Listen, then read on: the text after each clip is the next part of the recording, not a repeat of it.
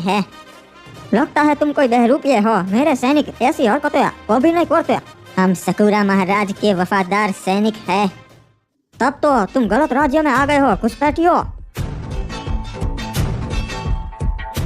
चल बता, और कितने लोग भेजे हैं सकूरा ने?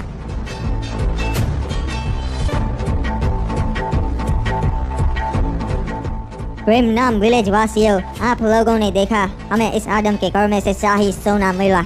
इन पे राजद्रोह लगेगा। इन्होंने राज्य के साथ गद्दारी की है। राजद्रोह की सिर्फ एक ही सजा है, मौत।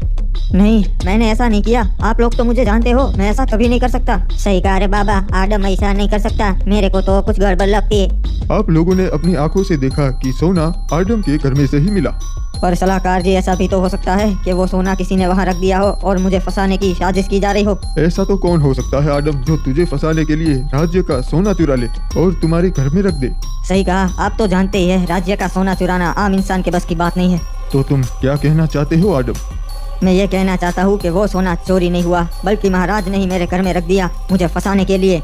अपनी जुबान संभाल के आदम, ये क्या बक रहा है? मैं नाम विलेज का महाराज हूँ। हाँ, वही महाराज जिसने एक गद्दी के लिए अपने सगे बड़े भाई को मार दिया।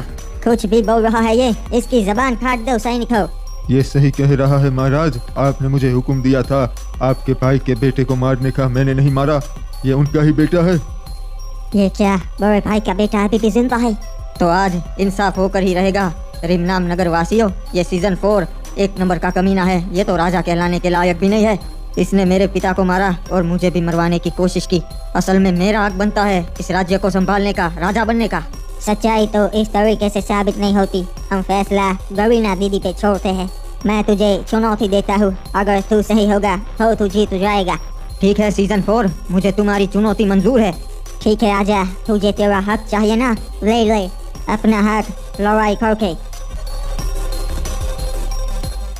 तुझे क्या लगा सीजन 4 मुझे तलवारबाजी नहीं आती? मैंने सालों तलवारबाजी सीखी है। मुझे लगा ही था ऐसा एक दिन आएगा, इसलिए मैंने आदम को तैयार कर दिया। तेरे बाप को जहाँ भेजा तुझे भी वहाँ पहुँचा दूंगा मैं। बहुत सही जा रहे महाराज, खत्म कर दो इस कीड़े को। आदम, बेटा आदम खड़ा हो जा। ये मत भूल, तुझे अपना बदला लेना है। आज इंसाफ होकर ही रहेगा। ये मुझ पे हमला करवाने के लिए और ये मेरे पिता को मारने के लिए। महाराज, मारिए इसे, खत्म कर दीजिए। तुम्हारे महाराज में इतनी हिम्मत नहीं जो सामने से मार सके किसी को। ये तो बस एक कायर है जो धोखे से हमला कर सकता है। नहीं आदम, मुझे छोड़ दे, मैं तुझे तेरा हक दे दूंगा। मुझे छोड़ दे। अगर तुझे जिंदा छोड़ दिया तो तू रिमनाम विलेज को खा जाता। अरे भाई, महाराज ने आज सभा बुलाई से एक खास वजह से। आज महाराज पे सकूरा के 2 सैनिकों ने हमला किया। वो भेष बदल के महाराज के कमरे तक पहुंच गए थे भाई। उनमें से एक को हमने जिंदा छोड़ा से, ताकि यो सब हमें बता सके। हाँ, सकूरा ये चाहता था कि जंग से पहले वो मुझे मार दे, इसलिए उसने इतनी घटिया चाल चली। फिर महाराज इस सैनिक को काहे जिंदा छोड़ा है, इसे भी मार देना चाहिए। अरे भाई, बिल्कुल सही कहा, मार दो इसे सिपाही। आज मैंने आप सबको यहाँ बुलाया है क्योंकि मैं बताने वाला हूँ कि हम सकूरा पे हमला करेंगे। हम पीक पे चढ़ाई करके सकूरा को मार देंगे। मैं जंग नहीं चाहता था, पर उसने इतनी घटिया हरकत की तो अब जंग होकर ही रहेगी। पर महाराज, सकूरा के पास भी खतरनाक सिपाही है और पीक ऊंचाई पर है। पूरे बरमूडा में क्लॉक टावर ही एक ऐसा राज्य है जिससे सकूरा डरता है। ये बात अपने दिमाग में डाल दो, हम जंग तो जरूर करेंगे। अरे भाई, महाराज की बात बिल्कुल सही से। पहला हमला सकूरा ने करवाया और वो भी इतने घटिया तरीके से, पीछे से।